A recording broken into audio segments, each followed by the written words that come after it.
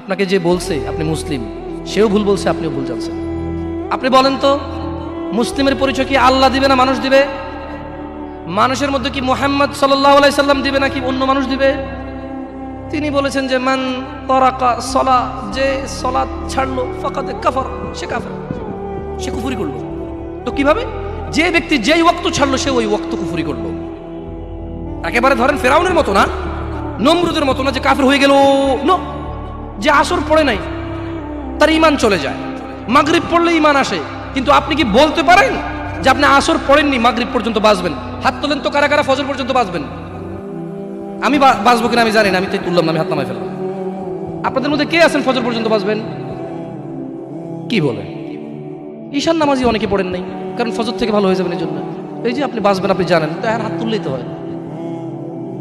আপনি মুখে একটা বলেন, আপনার কার্যকর্ম অন্যটা বলেন। ওয়াল্লাহি আমি কি আপনাদেরকে কাফের বলতে আসছি এই জায়গায়?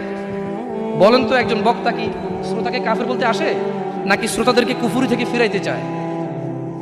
আমার সাথে একটু কথা বলি এবার। তাহলে আপনারা ভাবিন না যে আমি আপনাদেরকে কাফের আর মুশরিক বলার জন্য আসছি।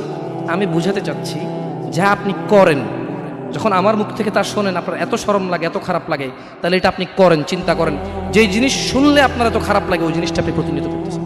এটা কত জঘন্যতা! আমি কি বুঝাতে পারছি এবার? ক্লিয়ার? তাহলে এখানে কেউ নাই যে ফজর পর্যন্ত বাঁচবে, হাত তুলতে পারবে? কেউ আছে?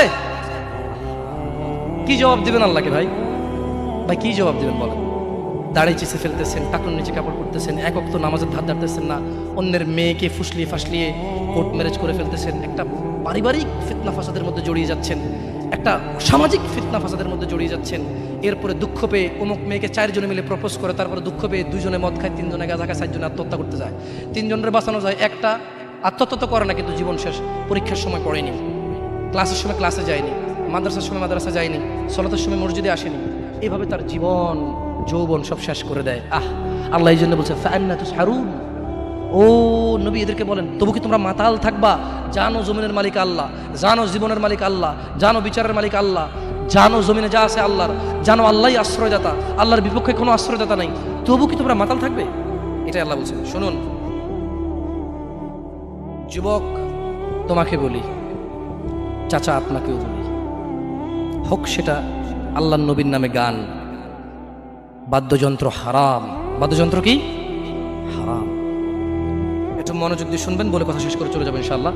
ইয়া শিবাব ইত্তাকিল্লাহ, আল্লাহকে ভয় করো তোমরা, তোমরা কখনোই গান বাজনায় মেতে থাকিও না। ইয়া শিবাব ইত্তাকিল্লাহ, গান বাজনা তোমার হৃদয়কে মেরে ফেলবে। চাচা, যতই আল্লাহর নবীর নামে গান হোক, যতই কোনো বাবার নামে গান হোক, যেই গানে বাদ্যযন্ত্র আছে, মনে রাখবেন ওই গান আপনার হৃদয়কে হত্যা করতে আসছে, ওই গান আপনাকে, ওই মিউজিক বাদ্যযন্ত্র আপনাকে জাহান্নামে নিতে আসছে। শুনুন, আপনার হৃদয়ের খোরাক আল্লাহ সুবহানাহু ওয়া তাআলা সূরা আনফালে বলছেন, আউযু বিল্লাহি মিনাশ শাইতানির রাজীম, আউযু বিল্লাহি মিনাশ শাইতানির রাজীম, বিসমিল্লাহির রহমানির রহিম, ইন্নামাল মুমিনুনা আল্লাযীনা ইযা যুকিরাল্লাহ ওয়াজিলাত কুলুবুহুম, ওয়াজিলাত কুলুবুহুম ইযা যুকিরাল্লাহ, ইযা যুকিরাল্লাহ ওয়াজিলাত কুলুবুহুম ইযা যুকিরাল্লাহ। নিশ্চয় যারা আল্লাহর প্রতি ঈমান এনেছে, ইযা যুকিরাল্লাহ, তাদের সামনে যখন আল্লাহর নাম নেওয়া হয়, ওয়াজিলাত কুলুবুহুম, তাদের হৃদয় শান্তি খুঁজে পায়।